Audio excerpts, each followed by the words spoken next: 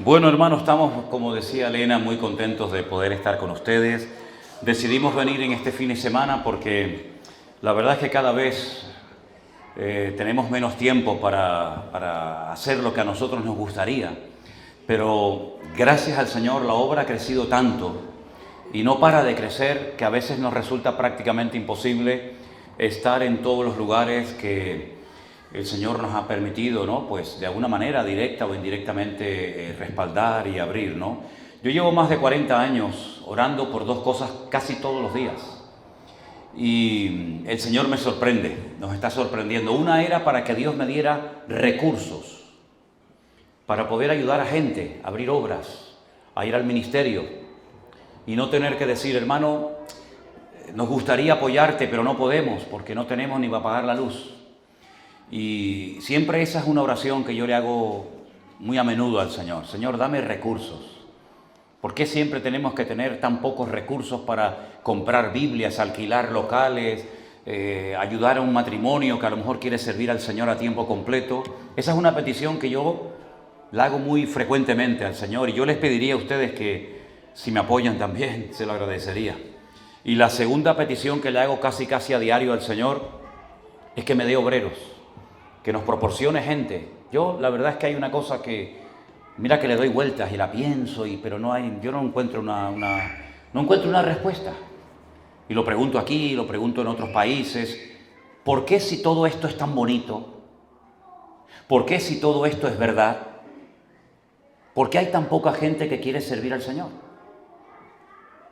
Yo no lo entiendo.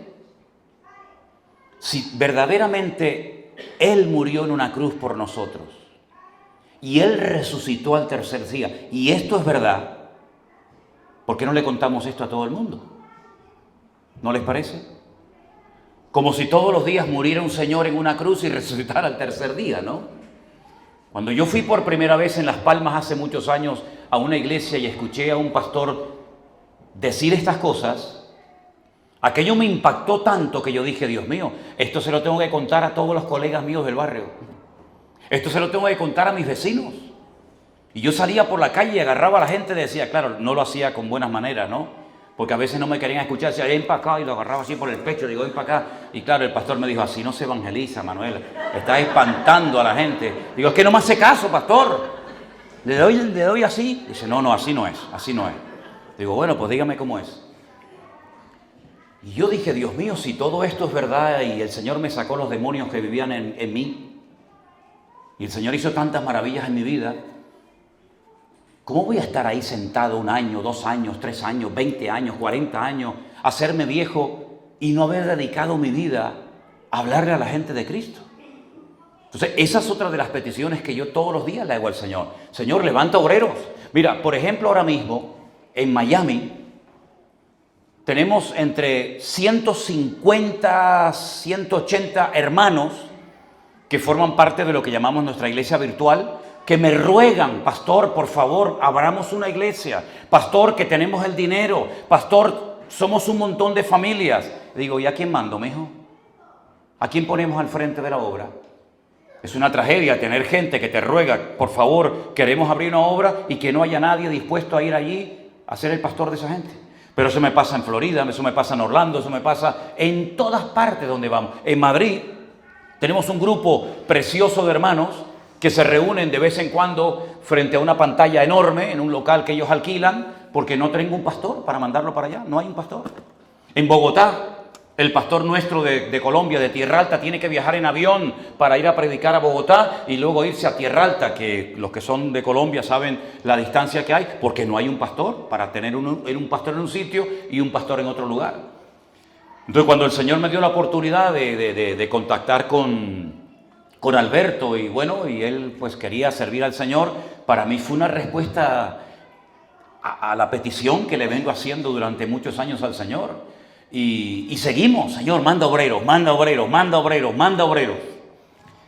Ahora la última respuesta ha sido extraordinaria porque hay una pareja joven con un niño pequeñito que ellos han sido pastores durante años en su país, en Uruguay, creo que en Montevideo, y han decidido ir a Tenerife a vivir y ya se han establecido en nuestra congregación. No sé si de vez en cuando ustedes ven los cultos que retransmitimos de allí, pero hace un par de semanas, hace un par de jueves, este hermano Jerónimo fue el que predicó, habló de la santidad, y ya tenemos otro pastor dentro de nuestro ministerio. Cuando el año pasado nuestro hermano Iván y Conchi, que hay algunos aquí que le conocen de Alicante, aunque ellos son de Burgos, decidieron también incorporarse al ministerio, pues enseguida le digo, hermano, tenemos gente en Alicante, tenemos gente en Valencia, tenemos gente en toda la zona del Levante, y un domingo va a un sitio, otro domingo va a otro sitio, pero hermano, ¿cuántas obras podríamos hoy por hoy abrir y atender si tuviéramos obreros?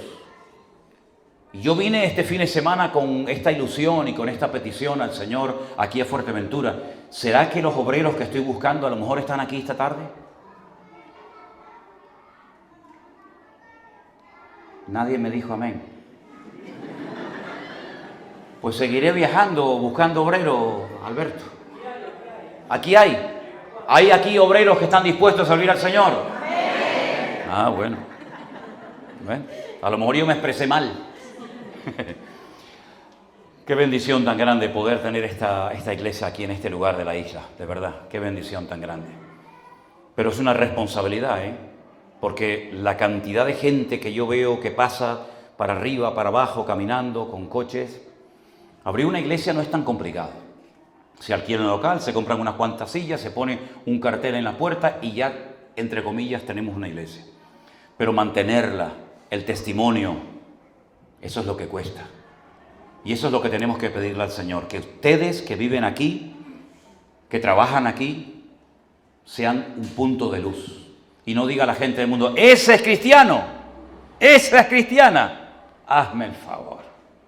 Si ese es cristiano, yo no quiero saber nada de ustedes, ¿verdad? Que el Señor nos ayude a mentalizarnos de que es una responsabilidad tremenda el llamarte cristiano y el asistir a este lugar, porque aunque no te lo imagines o no lo creas, te están mirando más gente de lo que tú te imaginas.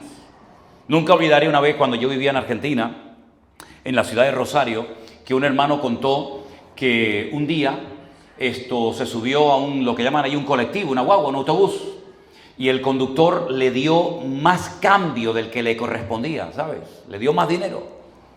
Y entonces él al momento lo contó, se dio cuenta y va al conductor y le dice, mire, perdón, usted se ha equivocado, me ha dado más dinero del que me tenía que dar. Y el conductor se le queda mirando y dice, no, yo no me equivoqué. Yo lo hice queriendo, lo hice a propósito. Usted no dice que es cristiano. Yo quería saber si como alguno hubiera dicho, ay, el Señor hoy suplió mis necesidades, ¿no? Sí, a costa de otro, ¿no? O usted verdaderamente vive lo que predica. Porque yo estoy cansado de gente que predica, pero luego después no vive lo que predican. Si decimos que Dios nos ayuda en las pruebas, tendremos que pasar en algún momento por alguna prueba para demostrarle al mundo que somos capaces de tener paz en medio de la tormenta, ¿sí o no? Si decimos que Dios sana, pues a lo mejor en algún momento nosotros o algún familiar nuestro, algún amigo o algún hermano en Cristo, pues tendrá que ponerse enfermo para ver la gracia del Señor sobre la vida de esas personas. Si decimos que Dios restaura familias destrozadas, pues tendrán que venir familias destrozadas a los cultos, a las iglesias, para demostrarle al mundo que nuestra predicación no son palabras bonitas, sino que el Señor restaura y transforma y libera y bendice las vidas de los hombres y mujeres que se acercan a Él. ¿Amén, hermanos? Amén. Lo que pasa es que muchas veces no estamos, no digo preparados, pero parece como que las pruebas, las dificultades grandes de la vida, como que no nos van a tocar nunca a nosotros. Esas son cosas que le pasan a otras personas, pero no es así. Si usted ha pasado por una prueba, esa prueba le ha preparado para la siguiente. Y a nosotros nos tocó la mayor prueba de nuestra vida el año pasado en el mes de diciembre. Yo tengo dos fechas grabadas a fuego en mi corazón. Una es marzo del 2020. ¿Quién no se acuerda de esa fecha? Cuando nos metieron a todos castigados dentro de nuestros hogares. Pero aquello fue el inicio de un movimiento, de un mover de Dios espectacular que hasta el día de hoy no ha parado. La otra fecha que tengo grabada a fuego en mi corazón y que nunca podré olvidar es diciembre del 2022. Porque fue la fecha en la que nuestra hija menor, Miriam, comenzó a hacer cosas raras, comenzó a perder el equilibrio, comenzó a perder peso, comenzó a entrar en depresión, etcétera, etcétera. Y nosotros como padres veíamos que no podíamos hacer nada por nuestra hija. Pasaban los días y aquello no mejoraba, le daban como ataques o crisis de ansiedad, como que le faltaba el aire, no podía respirar. Y bueno, aquello iba más, hasta que comenzó a tener falta de coordinación en sus movimientos, no podía leer. Un día entré en su habitación y le digo, venga hija, levántate ya es tarde, vamos a comer, que ya tienes que comer. Y empieza, papá.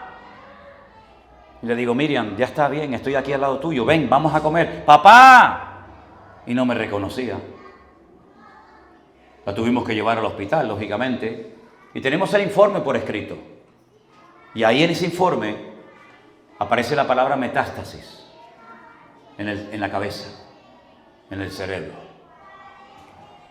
¿Qué padre, qué persona está preparada para encajar esa noticia? ¿Usted? Le felicito. Yo no. Ni como padre ni como pastor yo no estaba preparado para encajar semejante prueba. Además la impotencia tan grande de decir, Dios mío, ¿qué hago? Es que no puedes hacer nada. Después le dio por querer marcharse de la casa. Yo me voy. Quiso meter una noche toda su ropa en una bolsa así de pequeña. Y yo la observaba y decía, Dios mío, se le ha ido la cabeza a mi hija. Bueno, al final, gracias a Dios, después de muchísimas pruebas y de extraerle líquido de la médula espinal y tantas cosas, al final, gracias a Dios, no era ese diagnóstico de metástasis en su cerebro, pero sí le diagnosticaron una enfermedad que se llama esclerosis múltiple. La palabra esclerosis es un término latín que significa cicatrices, múltiples cicatrices en toda la parte frontal de su cerebro.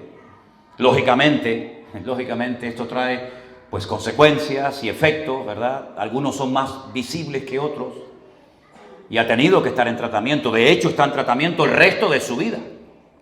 Pero en aquellos días donde les confieso, yo no podía parar de llorar, ni siquiera durante la noche. Todo el día me la pasaba llorando, se me caían las lágrimas y en aquel momento tenía un perro, ya lo tuve que sacrificar porque el pobre ya estaba muy viejito, pero yo salía a pasear con el perro y miraba a la gente y me secaba las lágrimas porque era todo el día llorando, iba conduciendo y lloraba, y aún durante la noche Elena me tocaba y me decía, duerme ya Manolo, descansa un poco, duerme. Digo, no puedo. Ahora, jamás en mi vida, de verdad, me acerqué al Señor con oración y con el corazón desgarrado como en aquellos días. Porque cuando sabes que no puedes hacer nada, cuando reconoces tu impotencia total y absoluta, entonces reclamas y recurres al que tiene todo el poder y toda la autoridad, que es nuestro Señor Jesucristo. A Él sea toda la gloria y toda la honra en esta tarde en la casa de Dios. Aleluya. Bendito sea Dios. Y en esa prueba vimos la fidelidad de Dios. Dios comenzó a obrar en su vida lo que 1000 sermones no fueron capaces de hacer. En esta situación su corazón fue tratado, moldeado, y ella pues buscó a Dios, porque en la angustia es cuando hay que buscar a Dios. Y como dice el Salmo 118, desde la angustia invoqué al Eterno, y el Eterno me respondió. Si estás pasando o vas a pasar en breve por alguna prueba, agárrate a Cristo. Y si te han predicado que si tú vienes a la iglesia, esta o cualquier otra, y todos tus problemas van a desaparecer, y no vas a tener nunca ningún problema, permíteme decirte que te han engañado. Si usted ha venido hoy, tal vez por curiosidad, invitado por su esposa, por su marido, por un compañero de trabajo, por quien sea, a esta iglesia, creyendo que si usted comienza a asistir aquí, todos sus problemas van a desaparecer, discúlpeme que le diga, eso no es así, eso no funciona así. ¿Y entonces? ¿Ustedes también tienen problemas? ¿Ustedes también lloran? ¿Ustedes también tienen dificultades?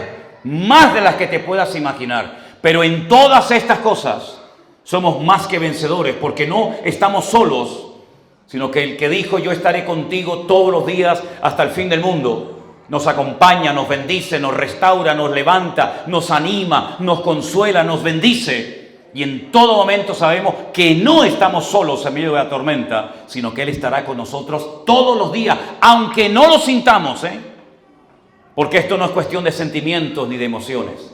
Esto es cuestión de fe. Y la fe no se puede tocar, no se puede medir, no se puede ver. Pero es como un ancla que nos apega, que nos agarra a Cristo y a su palabra. Y es agarrados a su palabra que podemos mantenernos firmes contra todas las pruebas y ataques que experimentemos a lo largo de nuestra vida. Amén, hermanos. Aleluya. Gloria a Dios. Y ahí seguimos. Y ahí seguimos. El próximo mes estamos organizando un congreso en Guatemala. Yo nunca he ido a Guatemala, he ido a otros países de Centroamérica, pero a Guatemala nunca he ido.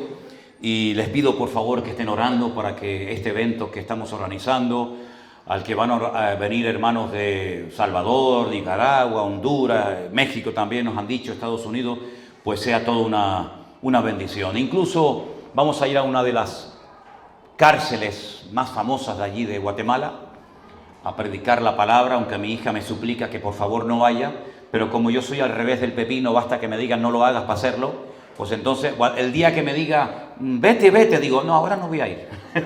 Así es que estén orando por favor para que el Señor nos use, y nos bendiga en ese tiempo. Yo quiero llevarles al Evangelio según San Juan, capítulo 1. Si han traído su Biblia o simplemente quieren escuchar el texto, no hay ningún problema. El Evangelio según San Juan, cuando usted va, por ejemplo, a una escuela bíblica, a un seminario, se estudia aparte de los otros evangelios. Saben que hay 4, Mateo, Marcos, Lucas y Juan, y los 3 primeros se estudian, digamos, juntos, porque tienen muchas similitudes, son muy parecidos el uno al otro, ¿no? Pero sin embargo el Evangelio de Juan es un evangelio completamente diferente. El Evangelio de Juan es diferente por varias cosas, porque relata cosas que no encuentra usted en ninguna parte de la Biblia. Por ejemplo, el primer milagro de Cristo. Por ejemplo, la resurrección de Lázaro. Por ejemplo, la visita de Jesús al estanque de Betesda. Por ejemplo, la visita de Jesús al pozo de Samaria cuando se entrevista con la mujer samaritana y otras muchas cosas. Es un evangelio que relata mucho la presencia de Cristo, las visitas de Cristo a la ciudad de Jerusalén. Y es un evangelio que nos presenta a Cristo de 7 formas diferentes. Yo veo, por ejemplo, en esta tarde que hay ahí en el pasillo de la iglesia un teléfono, una cámara, y aquí a mano izquierda, tal vez ustedes no la ven porque está detrás de la columna, hay otra. Y las dos están grabando al mismo tiempo, ¿sí o no? Cuando termine esta reunión, ¿cuál de las 2 cámaras grabó la verdad? ¿Esa o esta? Las 2. Pero una grabó un ángulo y otra grabó otro ángulo. ¿Sí? Eso es lo que hace Juan en su carta. Él conocía a Cristo perfectamente. Él fue el único hombre que se atrevió a recostarse sobre el costado de Jesús y decirle al Señor, ¿quién es el que te va a entregar? Porque yo no te voy a entregar.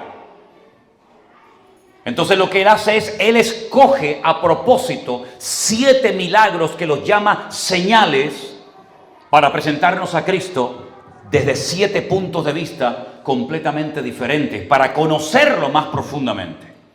En el Evangelio de Juan capítulo 1, verso 1 dice, en el principio era el Verbo, y el Verbo era con Dios, y el Verbo era Dios. Si te das cuenta, el Evangelio de Juan empieza exactamente con las mismas palabras que empieza la Biblia. El libro del Génesis, ¿cómo empieza? En el principio, ¿verdad? Aunque no dice literalmente así en el texto hebreo, pero la traducción se ha tenido que adaptar, no está el artículo, pero bueno, para que nos entendamos, Génesis 1.1 y Juan 1.1 empiezan igual, en el principio. Pero Juan lo que dice es que en el principio la palabra o el verbo, o la palabra exacta en el griego es logos, era con Dios y al mismo tiempo era Dios. Ahora, Dios le dio al hombre muchas capacidades que, por ejemplo, no le dio a los animales. Dios le dio al hombre un espíritu, a los animales no les dio un espíritu. ¿Y qué es el espíritu? El espíritu es esa parte interior, invisible, que todo ser humano lleva en su vida, que es lo que te permite conectarte con lo trascendental, con lo eterno, con el Creador. A los animales no le dio esa facultad. Los animales no oran, los animales no hacen ayunos, no hacen pedidos de oración, ¿verdad? Pero sin embargo el hombre puede tener comunión y contacto, y debe tener contacto y comunión con su Creador por medio del Espíritu. Pero es interesante notar que no solamente Dios le dio al hombre espíritu, sino que le dio la facultad de ponerle nombre a los animales, no los animales ponerle nombre a él. Y podríamos hacer una lista enorme de cosas que el hombre tenía como resultado de lo que Dios hizo en él, pero no le dio la capacidad de crear con la palabra. Nosotros, para poder hacer una mesa de madera, el que sepa hacerla, necesita madera. El que quiera hacer una espada de acero, tiene que tener acero. El que quiera hacer una joya con oro, con diamantes o con lo que sea, necesita una materia prima. Dios no. Dios no necesita de nada ni de nadie para hacer lo que Él quiere hacer. Entonces, ¿cómo Dios crea? Porque si no usa madera, no usa hierro, no usa barro, no usa nada para hacer su obra, ¿qué es lo que Dios utiliza? El poder de su palabra. Dijo Dios: sea la luz, y salió la luz. Dijo Dios, observen en Génesis capítulo 1, las veces que Dios habla, las veces que Dios da una orden con su palabra y automáticamente su palabra se materializa en ese deseo que Él tenía en su corazón o en su mente. Esa capacidad, evidentemente, ni tú ni yo la tenemos. Yo no puedo decir mesa, ¡pum!, y sale una mesa. Niño, ¡pum!, y sale un niño. Pero Dios sí tiene la capacidad de crear. Juan lo que dice es que el que creó en el principio fue el Verbo. Y dice, y el Verbo, la palabra, era nada más y nada menos que Dios mismo. Pero no solamente nos sorprende este concepto teológico que parece muy difícil de entender, sino que más abajo en el verso 14 dice, y ese Verbo, esa palabra creadora, fue hecho carne y habitó entre nosotros, y vimos su gloria, gloria como del unigénito del Padre, lleno de gracia y de verdad. Es decir, se materializó, se humanó, tomó forma humana la palabra, y la palabra era Dios, y Dios habitó entre nosotros. Y se autolimitó. Y cuando veían al Señor Jesucristo, aunque no lo entendían, y muchos no lo entienden todavía hasta el día de hoy, tenían delante de ellos al Creador del universo. Por eso un día hubo una discusión, los judíos con Jesús, porque ellos decían, nosotros somos hijos de Abraham. ¿Así? Y Jesús les dijo, si ustedes verdaderamente fuerais hijos de Abraham, creeríais en mí. Porque Abraham vio mis días y se gozó. Y le dijeron, ¿cómo que te vio a ti? ¿Cómo que te conoció a ti Abraham si tú no tienes ni 40 años? Y entonces él dice algo que los desbarató y le dice, yo soy antes de Abraham. Y ya ahí no daban crédito a sus palabras. Porque el Señor Jesucristo como humano, ¿me explico?, comenzó, digamos, a existir como humano cuando nació en Belén de Judea. Pero como Dios no tuvo principio, Dios no fue creado por otro Dios superior. Dios es el Dios autosuficiente, todopoderoso, creador del cielo y de la tierra. Y Él no es un Dios inferior a otro superior que tiene más poder que este, sino Él es el único Dios que existe. Y a ese Dios honramos y adoramos de la mejor forma que podemos o sabemos. Amén, hermanos. Así que Él habitó entre nosotros, esa palabra, ese verbo, aquellas órdenes que Él emitía en Génesis 1, se materializó y entonces pudieron ver a Jesús. Y tenía padre, tenía madre, tenía, digamos, un lugar de nacimiento, etcétera, etcétera. Pero Él, cuando comienza su ministerio, comienza a demostrar que Él es el verdadero y el único Dios al cual nosotros adoramos. Él mismo le dijo a Satanás en el desierto, al Señor tu Dios adorarás y a Él solo servirás.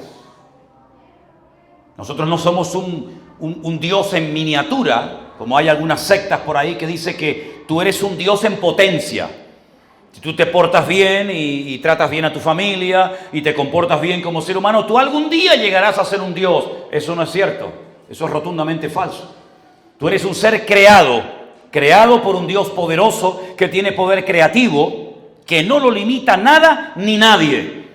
Y es un Dios que cuando se humana y se encarna en la figura de Jesús, da órdenes exactamente igual que las dio en Génesis capítulo 1, cuando por ejemplo dijo, quiero que exista la luz, y la luz apareció. Claro, es una cosa que nos cuesta entender, porque hasta el cuarto día, si ustedes ven en Génesis capítulo 1, el sol no fue creado. Pero sin embargo, el primer día ya la luz existía. Y uno dice, pero ¿cómo puede existir la luz si todavía el Señor no había creado el sol? Bueno, hay muchas cosas que vamos a entender cuando estemos en su presencia, que hoy en día nos resulta prácticamente imposible entender. Es como cuando dice la Biblia que cuando Él venga no será de día, pero tampoco será de noche. Pero bueno, si no es de día y de noche, ¿cómo es? Dice, es un día que solamente Dios conoce. Nosotros nos movemos en unas limitaciones tremendas. Y aunque algunos piensen que saben mucho, en el fondo, créanme, sabemos muy poco o prácticamente nada. Estamos en un proceso de aprendizaje. Yo le decía a los hermanos precisamente el año pasado, digo, ahora después de 41 años de pastor sirviendo a Cristo es cuando comienzo a entender algunas cosas que prediqué desde que tengo 17, 18 años de edad. Ahora, cuando vamos al Evangelio según San Juan, vemos que Juan lo primero que relata es el primer milagro de Cristo. El primer milagro de Cristo lo realizó en una boda, en las famosas bodas de Caná. Caná es una ciudad, es un pequeño pueblo que existe hoy en día, que se puede visitar. Está en el norte de Israel, en Galilea. Y en el capítulo 2 encontramos al Señor Jesucristo diciéndole a los que servían las mesas, llenad estas tinajas de agua hasta arriba. Ahí está dando órdenes. Ahí Él está diciendo lo que hay que hacer para obtener resultados. Mira, lo mejor que podemos hacer como creyentes es hacerle caso a Él y no tener que darle a Él órdenes de lo que yo quiero recibir o ver. Hay algunos creyentes que cuando oran le dicen a Él lo que tiene que hacer. Y yo digo, este no ha entendido nada. Al Señor no hay que decirle lo que tiene que hacer o cómo tiene que hacerlo o cuándo tiene que hacerlo, porque Él es Dios y Él sabe perfectamente, mejor que tú y yo, cómo se tienen que hacer las cosas. Aquí hay un problema, no hay vino, ¿verdad? Nadie puede solucionar este problema. Pues si quieren que las circunstancias cambien, háganme caso, llenen estas tinajas de agua hasta arriba. Y cuando me hayan obedecido, metan el cucharón, hagan así y comiencen a servir a la gente. Ahora, ese fue un acto de obediencia tremendo, hermanos. Porque si yo soy camarero y a mí me dice el maître del hotel, llene usted esta tinaja de agua hasta arriba y vaya por las mesas en una boda sirviendo vino, yo le voy a decir, permítame, caballero, que le diga una cosa, aquí dentro no hay vino, aquí dentro hay agua. Para mí será una vergüenza cuando yo vaya al novio o cuando vaya a los invitados de la boda a hacer así y servirle un cucharón con agua. Pero ellos no cuestionaron la orden del Señor. Y aquí hay principios fundamentales que tenemos que aplicar en nuestra vida. No cuestiones a Dios. Tú no vas a entender todo lo que Dios te manda que hagas. Pero gracias a Dios, nosotros no tenemos que entender a Dios. Ni a Dios ni las cosas que hace. Nosotros lo que tenemos que hacer es limitarnos a obedecer al Señor. Es como cuando un padre, bueno, eso era hace años, hoy en día, cuando el padre decía, no se toca.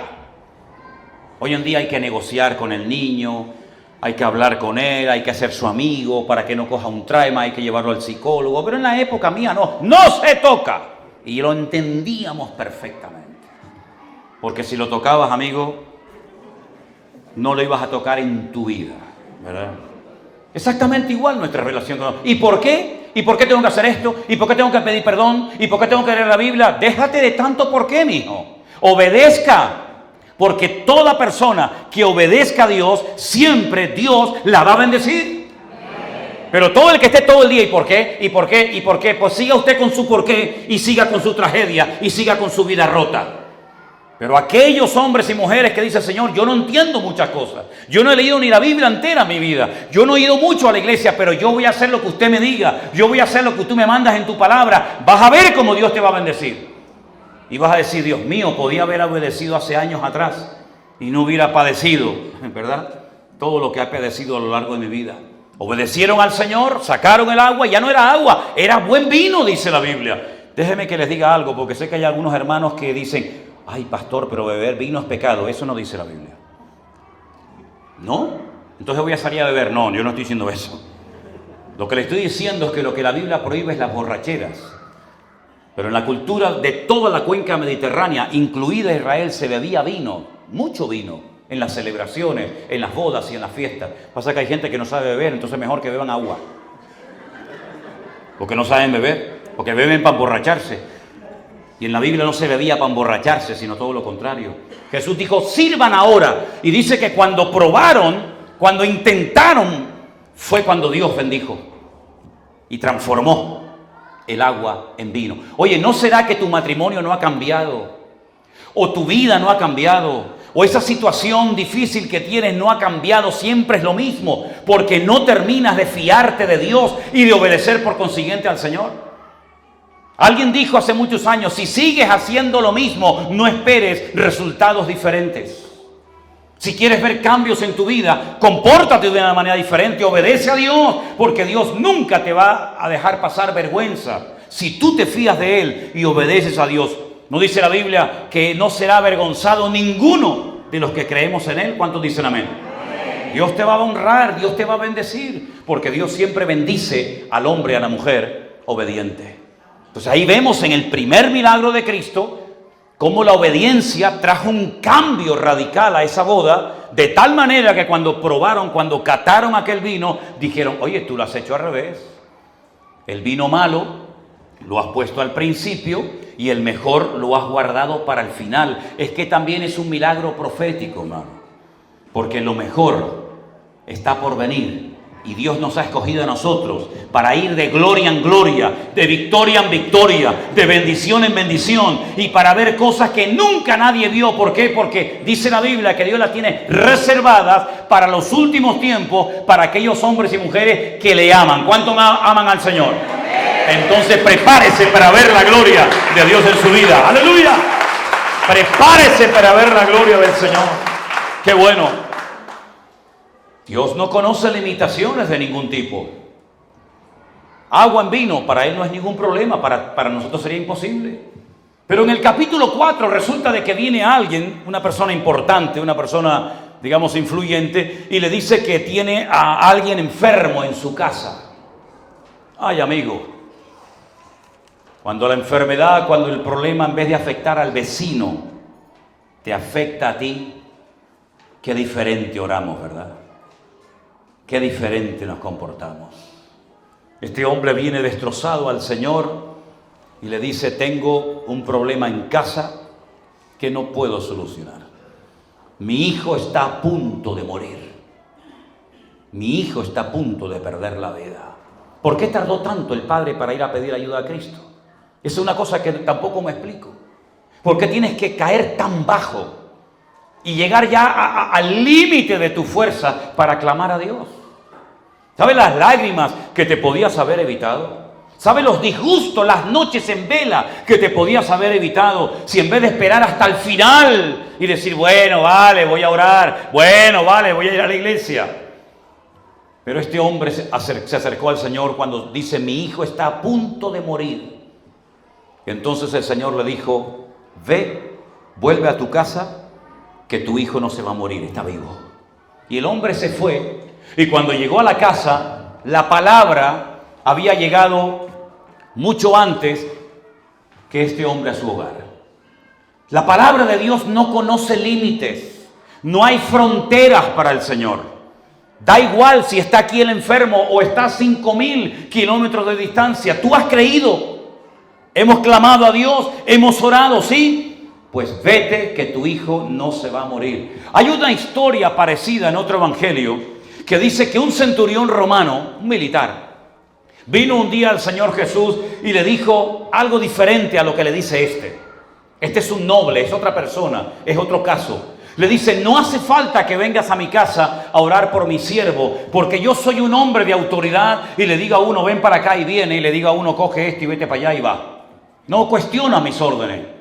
Pero yo no tengo esa autoridad que tú tienes sobre enfermos, sobre enfermedades, sobre problemas, pero tú sí la tienes, Señor. Entonces lo único que te pido es que digas la orden, da la palabra y mi criado sanará. Y Jesús dice, en todo Israel no he encontrado a nadie que tenga tanta fe como este hombre. Porque él se da cuenta de que no hace falta de que yo vaya a orar por el enfermo. No hace falta que me traslade hasta donde él vive, sino que simplemente dice, da la palabra, da la orden y mi criado sanará. ¿Cuántas veces hemos orado por personas que no están aquí presentes con nosotros en los cultos, en la iglesia? Pero hemos orado por gente que está en el otro extremo del mundo y resulta que a los pocos días nos enteramos de que el Señor cambió y tocó el corazón de aquella persona. ¿Por qué? Porque la palabra de Dios y nuestro Dios no lo limita el espacio, no lo limita a ninguna frontera, sino que Él está por encima de cualquier limitación que los hombres puedan poner en esta vida. ¿Cuántos dicen amén? Pero algunos pueden decir, bueno, eso lo entiendo, hermano. Entiendo eso, pastor, que yo puedo orar por mi madre que está en México, en Perú, en Colombia, en Argentina. Eso lo entiendo. Pero lo que usted no sabe es que mi hermano, mi primo, mi sobrino, mi madre o quien sea, hace ya muchos años que lleva esto en su vida. Mi hermano lleva 30 años en la droga y usted me dice que Dios le va a cambiar después de 30 años que ha estado preso, ha estado... Ya es más complicada la cosa, no me diga.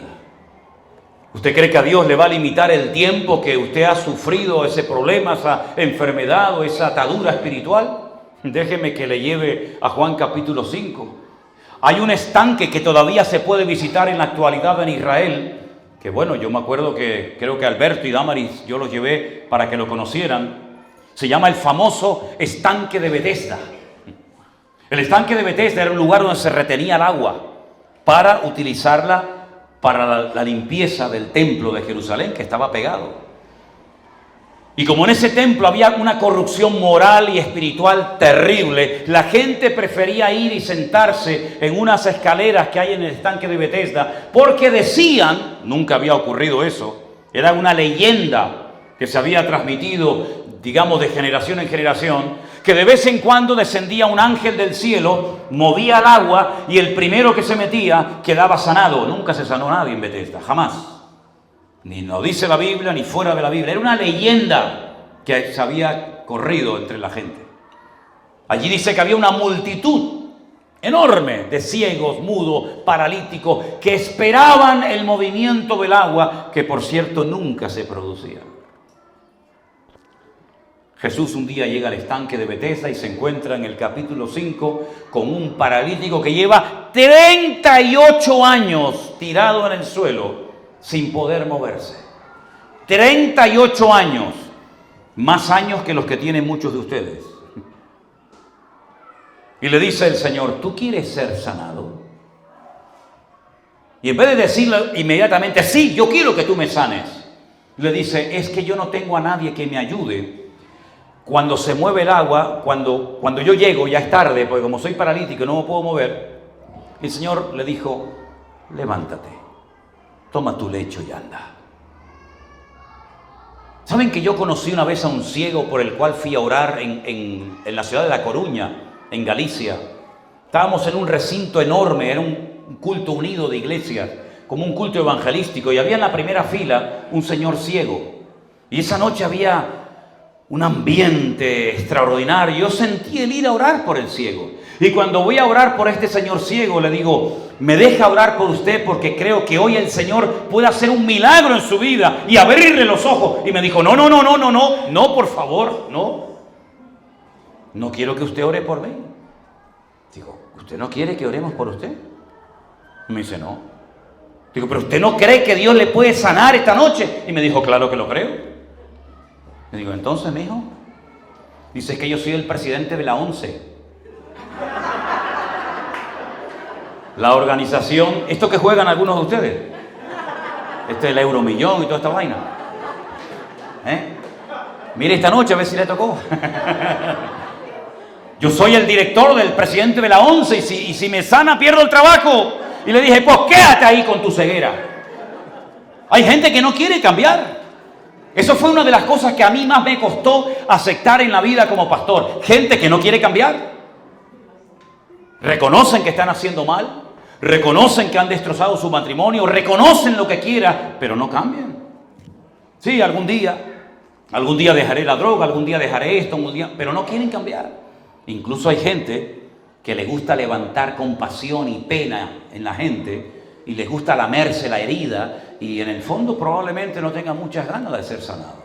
Parece mentira, pero es así. Y aquí el Señor lo que hace es que 38 años los transforma en décimas de segundo, porque al Señor ni lo limita lo imposible, ni lo limita la distancia, ni lo limita y lo paraliza el tiempo. ¿Cuántos dicen amén? No importa el tiempo que usted ha sido esclavo de lo que sea, si usted verdaderamente quiere cambiar, hoy el Señor puede transformar tu lamento en baile y romper las ataduras de tu vida y salir por esa puerta libre y nunca más volver a ser un esclavo de nada ni de nadie, si tú en lo más profundo de tu corazón crees y quieres que el Señor rompa las cadenas de tu vida. ¿Cuántos dicen amén? ¿Quieres cambiar? Es bueno que se lo digan de vez en cuando al pastor Alberto, para que no pierda el tiempo con alguien hablando y aconsejándolo y llamándolo por teléfono y visitándolo a la casa cuando usted en el fondo dice, mira, yo no quiero cambiar. Entonces, para no perder el tiempo, a veces tengo la tentación de decirle a alguna persona, mire, una preguntita que le voy a hacer. ¿Usted va a estar mucho tiempo aquí en la iglesia con nosotros? No, ¿sabe por qué lo digo? Porque me voy a animar. Lo vamos a llamar, lo vamos a visitar, vamos a orar por usted y después a los tres días se va a ir. Entonces, si usted no va a cambiar, déjeme que le dedique el tiempo a este señor que sí quiere cambiar y va en serio, pero no me haga perder el tiempo porque yo ya soy muy mayor y ya a estas alturas de mi vida no quiero perder el tiempo. ¿Usted quiere cambiar? ¿Usted quiere ir de gloria en gloria y de victoria en victoria? Pues gloria a Dios, bienvenido a este lugar. Si no, pues búsquese otro. Habrá algo que limite a Dios. Algo que Dios no puede hacer. Es que no hay nada. En el capítulo 6 vemos que Él camina por encima de las aguas. Porque Él domina la creación y la creación no lo domina a Él. En el capítulo 6 Él multiplica los panes y los peces. De poquito lo convierte en mucho. Porque el Señor es el Señor de la cantidad. Y con la bendición de Dios lo poco alcanza, pero lo mucho sin la bendición de Dios a veces no llega. Como dice Proverbios, ¿verdad? Más vale bocado seco y en paz con la bendición de Dios que casa llena de provisión donde no está la bendición de Dios. Qué rico sabe un pan solo con la bendición de Dios, ¿verdad? Pero cuando tienes, pero no tienes la bendición de Dios, el mejor manjar del mundo se puede convertir en algo amargo en tu vientre y en tu vida. Porque lo que enriquece tu vida no es tu coche, no son tus joyas, no es tu dinero. Lo que enriquece tu vida es tener o no tener la bendición de Dios. Ese es el mayor tesoro, porque lo que tienes te lo pueden robar. Le pueden prender fuego a lo que has trabajado toda tu vida. Pero dice el Señor, no trabajáis tanto por lo que perece, sino por lo que no perece, lo que es para la vida eterna. Hay un refrán que dice, tanto tienes, tanto vales. Eso es mentira. Incluso hay algunas iglesias que dicen, a ver, ¿qué coche tiene usted? ¿Qué ropa usa? ¿Qué casa tiene? Y entonces parece que como que tienes más fe que el otro. Eso es mentira. El Señor Jesucristo nunca tuvo casa propia. Nunca tuvo ni siquiera un burro propio de Él, sino que tenía que pedirlo prestado. No tenía ni siquiera una barca. La tenía que pedir prestada, ¿verdad? Pero sin embargo, dice la Biblia que Él con su ejemplo enriqueció a todos nosotros para que vivamos con la bendición de Dios, que es lo que verdaderamente enriquece. ¿Cuántos ricos quisieran dormir tranquilos y no pueden?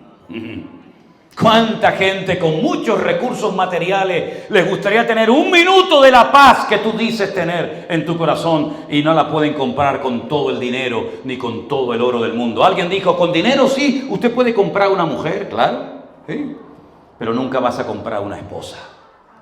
Con dinero puedes comprar medicinas, pero no salud, querido. Con dinero te puedes comprar una casa, pero no un hogar. Con dinero puedes sobornar a un juez, pero lo único que te puede justificar eternamente y para siempre es el Rey de Reyes y Señor de los Señores. Así que es importante que los cristianos, ustedes y yo, entendamos que la riqueza más grande que tenemos en la vida no es por lo que has trabajado y te has matado toda la vida, sino la riqueza más grande es la salvación de tu alma. Porque ¿de qué sirve que ganes el mundo entero si pierdes tu alma y hoy, esta noche, tienes que presentarte ante la presencia de Dios? ¿O qué te crees, que tú no te vas a morir? Mi abuelo me decía, ¿por qué vivo tanto, Manolo? Murió con 106 años. Cuando cumplió 90, como la familia nos reuníamos en aquellos años todos juntos en la época de las celebraciones navideñas en diciembre, decíamos, a lo mejor este es el último año que tenemos al abuelo con nosotros. Al año siguiente el viejo cumplía 91 y decíamos, a lo mejor es el último año que tenemos al abuelo. El abuelo casi enterró a media familia. Murió mi padre, murió los primos, murió las tías, y el viejo seguía y seguía y no se moría tú. Tenía la vida eterna, y un día me preguntó unos días antes de morir, ¿por qué vivo tanto? Con 106 murió, pero tarde o temprano todos moriremos. Hace 15 días fui a Las Palmas a enterrar a mi madre. Yo fui al funeral de mi padre y fui al funeral hace unos días, al funeral de mi madre. Tarde o temprano todos moriremos. Todos quieren ir al cielo, ¿verdad? ¿Cuántos cristianos quieren ir al cielo? Pero nadie se quiere morir. Pues mi hijo, para ir al cielo tendrá que morirse. Usted quiere ser como Elías, arrebatado en un torbellino de fuego, ir a la presencia del Señor, ¿verdad? Pero para nosotros el vivir es Cristo y el morir es ganancia. Den ese fuerte aplauso a Él en esta tarde. ¡Aleluya! ¡Qué bueno es Dios! ¡Qué bueno! ¡Aleluya! ¿Se da cuenta cómo Juan va seleccionando milagros de Cristo para que lo conozcamos? Diga, no es que el tiempo no es problema. No es que la distancia tampoco es problema. ¿Te das cuenta cómo Juan, con una sabiduría tremenda, va escogiendo milagros, señales para decir, te das cuenta cómo el Señor funciona en esto y cómo funciona en lo otro? Es que no hay nada. Ahora algunos pueden decir, sí ya, pero hay cosas en la vida que uno las llama mala suerte. Nosotros no empleamos esa expresión, pero hay gente que dice, qué mala suerte ha tenido la pobrecita, fíjate. Qué mala suerte tuvo esta muchacha. Qué mala suerte tuvo el otro, ¿no? Incluso se ha extendido lamentablemente en algunos ambientes y círculos cristianos, por ignorar las Escrituras, aquello de que lo que te está pasando es por lo que hizo tu papá. Aquí en Fuerteventura sé que estas cosas no pasan. Pero algunas veces hay cristianos que dicen, ¿y no será que como mi padre fue un borracho, yo no levanto cabeza como hijo? ¿Y no será que mi matrimonio va de mal en peor porque el matrimonio de mi padre y el de mi abuelo fracasó? Incluso algunos me han dicho, es que una vez un pastor me dijo que hay un versículo en la Biblia que dice que Dios visita la maldad de los padres sobre los hijos hasta la tercera y cuarta generación. Y le dije, pero es que eso no dice la Biblia. Sí, hermano, si lo dice en Éxodo 20, digo, sí, pero termina el versículo, no me lo corte, no me mutile la palabra. ¿Quiere que le diga el versículo? Dios visita la maldad de los padres sobre los hijos hasta la tercera y cuarta generación de los que me aborrecen. ¿Usted aborrece a Dios? No, el pastor, yo lo amo, entonces esto no es para usted. Si usted no aborrece a Dios, si usted no rechaza al Señor y a su palabra, eso que sucede no tiene nada que ver con usted, porque los hijos no llevarán los pecados de los padres, ni los padres llevarán el pecado de los hijos, sino que el alma que pecare, esa morirá. Dijo el Señor, yo voy a quitar de mi país, yo voy a quitar de Israel ese refrán que ustedes han inventado, que dice, los padres comieron las uvas y a los hijos les dio la dentera. Eso no es verdad. Cada uno es responsable delante de Dios. No le eche la culpa a su padre. A lo mejor su padre fue terrible, pero no le eches la culpa de que tú eres un desgraciado, un mal padre, un mal marido a tu padre. Tú eres lo que eres porque tú has decidido vivir de esa manera. Así que déjate de excusarte que si el diablo, que si el pastor, que si la iglesia, que si mi abuelo, que si el gobierno. Sea responsable y maduro Y no esté siempre echándole la culpa a los demás, sino sea responsable usted mismo. Y eso es lo que muchos no quieren admitir. Eso es lo que se conoce en psicología como proyección. Eso se desarrolla y se aprende cuando son niños. Entremos ahora a la habitación donde están aquí toda esta manada, ¿no? Y usted va a ver un rayón en la pared, así, unas rayas terribles. Y usted entra y dice, a ver, vengan para acá todos ustedes. ¿Quién pintó la pared? Y uno dice, él fue. Y el otro dice, no, fuiste tú. No, fue. Yo les prometo por mi madre que salgo de la habitación y no sé quién rayó la pared. Nadie va a decir, yo la rayé, a ver qué pasa. Eso se va cultivando con el paso del tiempo. Y hay gente que dice, no, yo me fui de la iglesia porque el pastor no me saludó. No, tú te fuiste de la iglesia porque te dio la gana irte. No le eches la culpa al pastor. No, yo me fui de aquí porque... No, mire, escúcheme. Es verdad que uno puede ser, entre comillas, un tiempo víctima de una mala educación, de una mala influencia, pero cuando usted conoce a Cristo como su Señor y Salvador personal, déjese de cuentos. El que está en Cristo es nueva criatura. Las cosas viejas pasaron. He aquí, todo es hecho nuevo. ¿Por qué no le dicen a esos hermanos que han sufrido esa mala enseñanza de que Dios visita la maldad de los padres sobre los hijos hasta la tercera y cuarta generación de los que me aborrecen? ¿Por qué no le leen el otro versículo también de la Torá de Moisés que dice, por 1000 generaciones será bendito el justo? ¿Por qué no se lo leen? Porque a lo mejor interesa que todos los domingos pase adelante para orar por la persona y que la persona dependa del pastor como si fuera un perro faldero, en vez de enseñarle a ponerse los pantalones largos y que camine y se busque la vida y crezca y madure en los caminos del Señor. ¿Hay aquí algún chileno? ¿Alguien de Santiago de Chile? ¿No hay nadie? Me alegro. Porque cuando fui a predicar la primera vez a Santiago de Chile, yo estaba en una plataforma, era una iglesia enorme de miles de personas.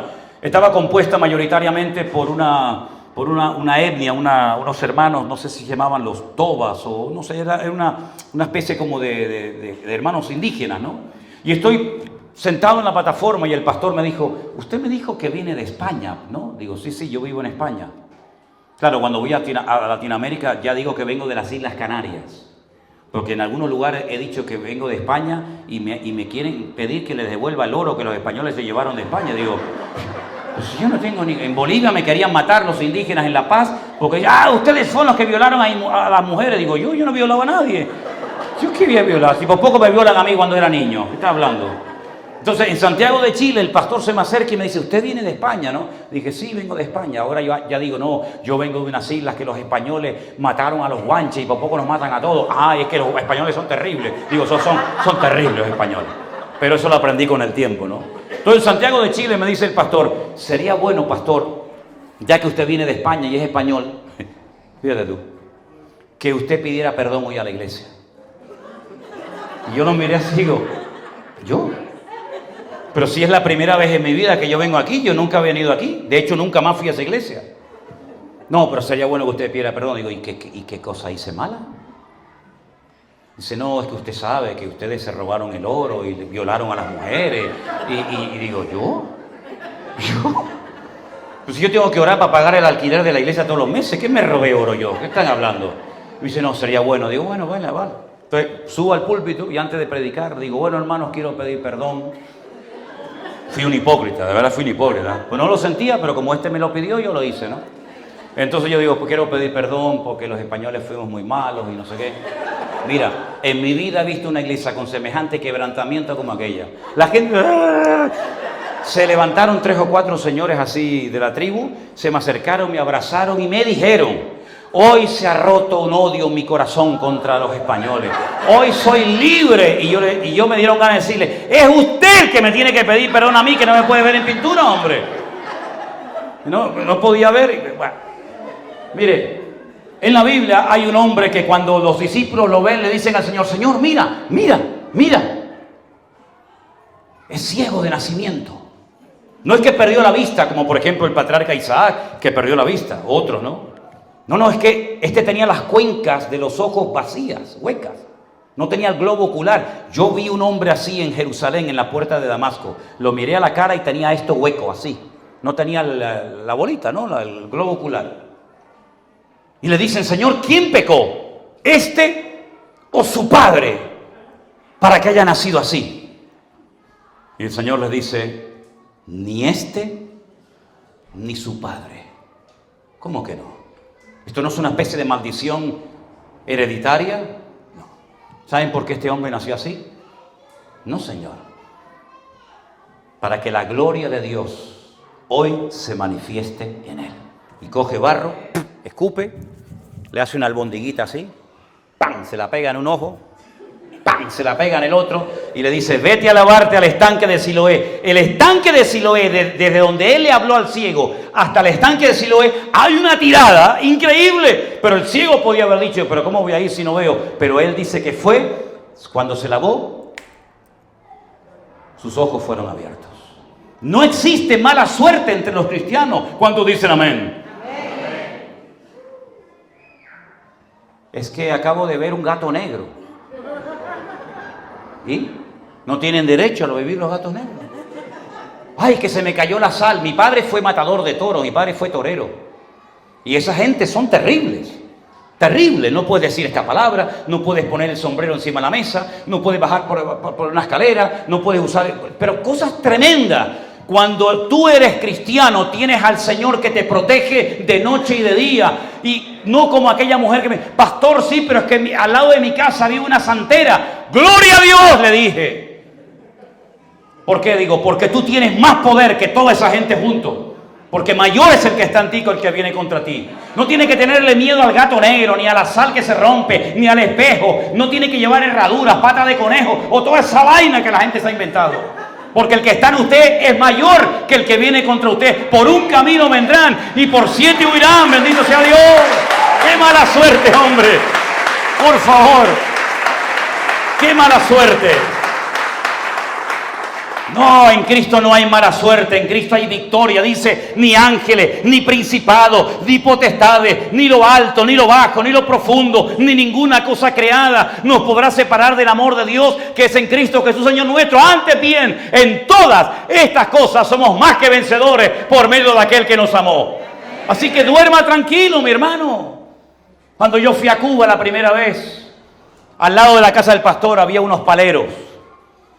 Había unos santeros que hacían cosas y con el hambre que había mataban pollos y gallinas. Decía, pobrecitas pollos y gallinas, yo me los comería ahora. Todo el día comiendo frijoles y plátanos fritos. Cuando vivíamos en el puerto de la Cruz en Tenerife, llegamos un día y dentro de la propiedad que tenemos alquilada la iglesia hay un par de casas y me llega un muchacho de Cuba y me dice, ¿quién es el pastor de aquí? Y le digo, yo soy el pastor de aquí. Venimos a destruirte a ti y a tu familia. Ay, amigo, cuando me dijo aquello, digo, ay, Señor, te salvas que no estoy en el Antiguo Testamento. Me llegas a trancar a mí en el Antiguo Testamento y le digo, cojan la espada y vamos a por este. Pasa que ahora encima te tengo que bendecir. Pero bueno, digo, ¿me vienes a destruir a mí? Digo, venga, a ver quién puede más. Ya me tocó a mí el callo de la pierna, ¿no? Y digo, sí, vamos a... Cogían huevos, nos tiraban cáscaras de huevo por los coches. Dije, ¿tú te crees que me vas a destruir a mí con un huevo? Digo, me tengo que frenar la lengua porque a veces Otro día me ponen un pavo decapitado con la cabeza para abajo, 2 velas, 2 cocos allí. Y me dice mi hija, ay papá, hay un perro muerto, no era un pavo. Digo, a mí como si mata un burro, me da igual. Comenzamos a orar y a orar y a orar y a orar. Se pelearon entre ellos. No se mataron entre ellos de milagro, se fueron arruinados y todavía están corriendo y aún no han parado. Porque el Señor Jesucristo ha prometido protegernos de lo que entendemos, de lo que sabemos y de lo que ignoramos. No tengan miedo de nada ni de nadie, hermanos, porque el Señor ha prometido protegernos todos los días de nuestra vida. Y los que aman a Dios, yo no sé si todos le aman de los que están aquí, pero si usted le ama, esta promesa es para usted, apropiésela para su vida. Sabemos que los que aman a Dios, todas las cosas les ayudan a bien. Esto es a los que conforme a su propósito son llamados. Así que usted duerma tranquila, vaya a trabajar tranquilo. No, es que no tengo papeles, es que mi marido me dejó, es que mi hijo...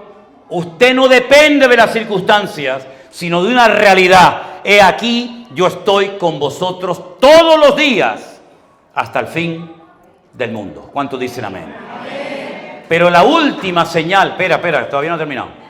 Espérate. La última señal es tremenda. Bueno, ha convertido el agua en vino, ha multiplicado los panes y los peces, ha sanado al ciego. Pero ven un momento, ahí hay un señor que lleva enterrado 4 días. Sácalo.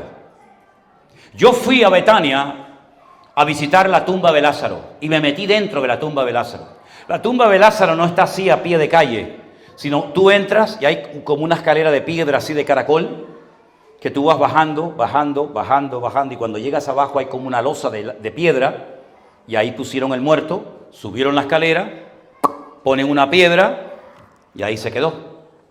Los judíos creían y creen hasta el día de hoy que una persona cuando muere, su alma está 3 días dentro del cuerpo. Por eso ellos le ponen una ventana a las tumbas, donde ponen una vela, porque la llaman la ventana del alma. Porque creen que al 3er día, el alma del difunto se va y no regresa hasta la resurrección de los últimos tiempos. ¿Me explico? Marta y María eran hermanas del muerto. Bueno, del que estaba enfermo. Y mandan un recado al Señor y le dicen, el que amas, tu amigo Lázaro, está enfermo. Es decir, vente pronto. Ellas sabían que el Señor era un hombre muy ocupado. Ellas sabían que no podían molestar al Señor por cualquier tontería. Cuando le mandan el recado al maestro es porque Lázaro realmente, mi hermano, estaba muy grave. Pero el Señor dice que vino al 4.º día. Y cuando viene, Marta y María salen por el camino y le dicen, si hubieras estado aquí, mi hermano no estaría muerto. ¿Qué le están diciendo al Señor? Tú eres el culpable de que yo hoy haya enterrado a mi hermano. Porque yo te llamé, yo te busqué, y en vez de venir, aunque sea a las 72 horas, me vienes ahora cuando ya no hay nada, ya no hay ninguna posibilidad de levantar al muerto. Y el Señor le dice a Marta y a María, Marta, María, por favor, yo soy la resurrección y la vida. El que cree en mí, aunque esté muerto, vivirá. Y le dicen las dos, yo sé que mi hermano resucitará, pero en el día postrero, no ahora. A mí me llama la atención la fe tan rara que algunos hermanos tienen.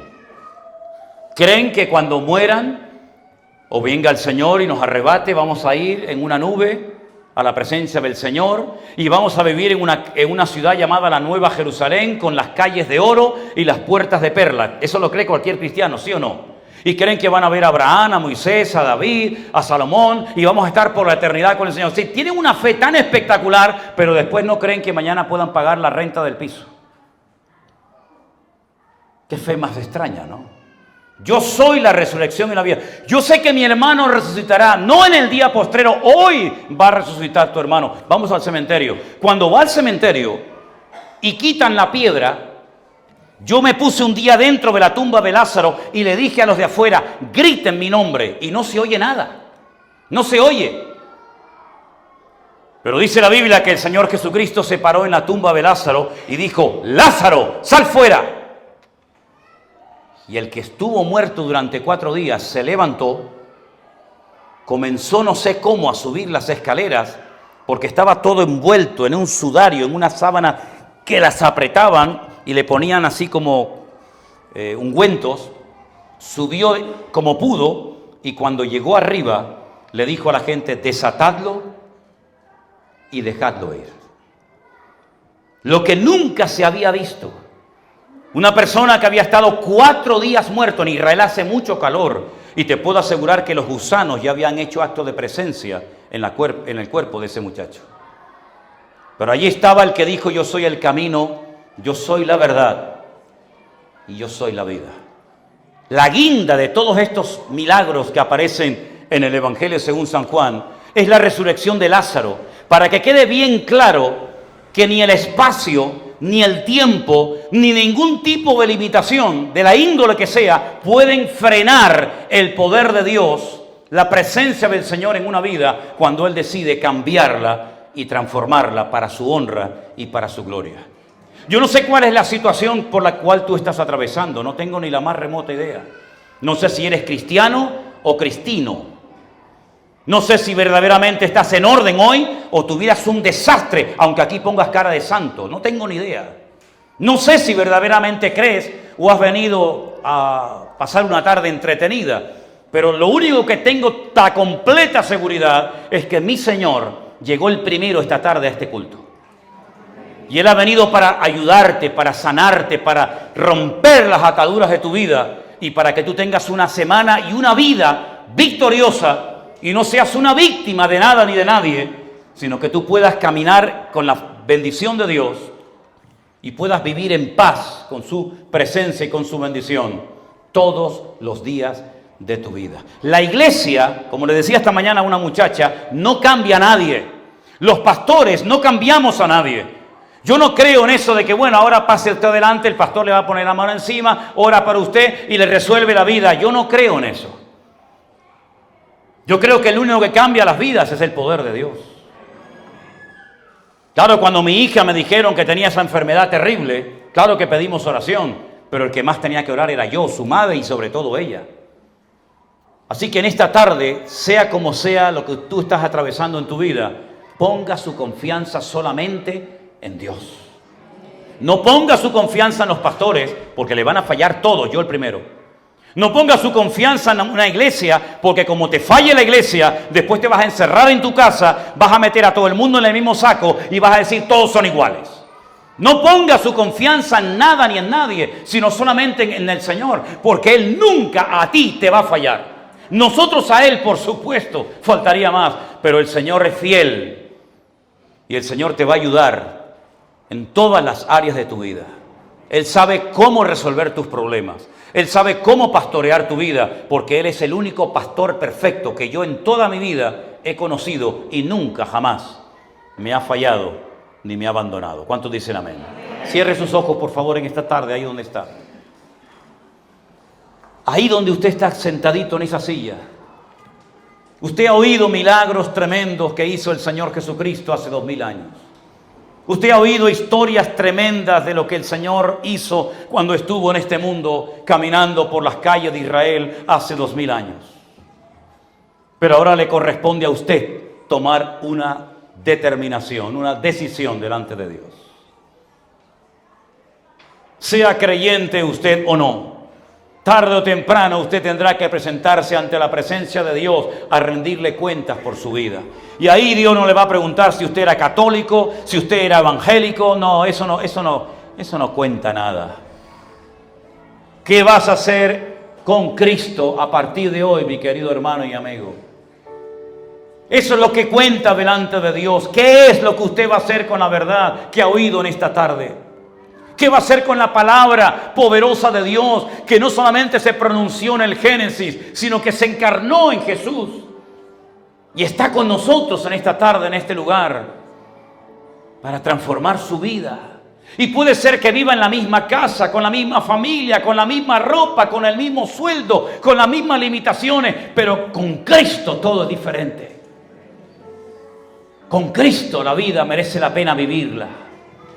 Sin Cristo la vida es rutina, es monotonía, es falsedad, es hipocresía. Pero con Cristo, aleluya, merece la pena levantarse por la mañana y cuando uno ve el amanecer decir gloria a Dios, Señor. Gracias porque sé que tú estás conmigo, Señor. Y el día que tú comiences a dejar de quejarte y lamentarte y comiences a darle gracias al Señor por tu matrimonio, por tu trabajo, por lo que tienes y por lo que no tienes, probablemente ese día la gloria del Señor comenzará a venir a tu vida. Pero es que la queja espanta a Dios, no es el ambiente propicio. Dios se siente cómodo y a gusto en un corazón de un hombre obediente, sencillo, noble, que le cree a Él y le dice: Señor, gracias aunque no te siento, gracias aunque no visto cambio, gracias porque sé que tú estás conmigo y voy a ver tu gloria en mi vida. Mantente en Cristo y en su palabra y en sus promesas, y el Señor nunca le va a defraudar, mi amigo. Ore ahora por su matrimonio, por ese muchacho, por esa niña, por esa vida, esa circunstancia. Señor, tú eres el Dios todopoderoso. Lo hemos visto hoy en tu palabra. Hemos visto que no te limita nada ni nadie, Señor. Tú eres Dios arriba y abajo en la tierra y en todas partes, Señor. Tú no has cambiado, eres el mismo ayer, hoy y por los siglos. Y te presento la vida de cada uno de mis hermanos, esta hermosa iglesia que tú has levantado aquí en este lugar de la isla. Úsala, Señor. Guarda a Alberto, a Damaris y a todo el equipo de colaboradores, para que esta iglesia sea verdaderamente una luz, un punto de referencia para aquella persona que busca palabra, que busca vida, que busca, Señor, la presencia de Dios. Gracias por tu paciencia, gracias por tu misericordia, gracias porque tú eres bueno y nos das mucho más de lo que pedimos o entendemos. Ayúdanos a ser agradecidos, Señor. Y te doy gracias a veces por las lágrimas que han salido de nuestros ojos. No quiero enfadarme nunca contigo, Señor, porque tú sabes cómo hacer las cosas mejor que yo. Y yo sé que tú nunca vas a ser injusto conmigo ni a equivocarte nunca. Gracias, Señor, amado Dios. Recibe hoy toda la gloria y toda la honra, Rey de Reyes y Señor de los Señores. Rey de Reyes, Señor de Señores, admirable. Póngase de pie y dígalo. Consejero, Dios fuerte, Emmanuel, Dios con nosotros. El Cordero que fue inmolado, eres digno de tomar el poder, las riquezas, la sabiduría, la fortaleza, la honra y la gloria y la alabanza por los siglos de los siglos. Amén. Vamos, iglesia. Rey de reyes, Señor de señores, admirable, admirable. Consejero, Dios fuerte, Emmanuel, Dios con nosotros. El Cordero que fue inmolado, eres digno de tomar el poder, las riquezas, la sabiduría, la fortaleza, la honra y la gloria y la alabanza por los siglos de los siglos. Amén. Sigue la misma nota. Todos. Rey de reyes. Aleluya. Gracias, Señor. Consejero, Dios fuerte. Dios, nosotros. El Cordero que fue inmolado, eres digno de tomar el poder, las riquezas, la sabiduría, la fortaleza, la honra y la gloria y la alabanza por los siglos. Aleluya, siglos. Amén. Amén. Por siglos de los siglos. Amén. Por los siglos de los siglos.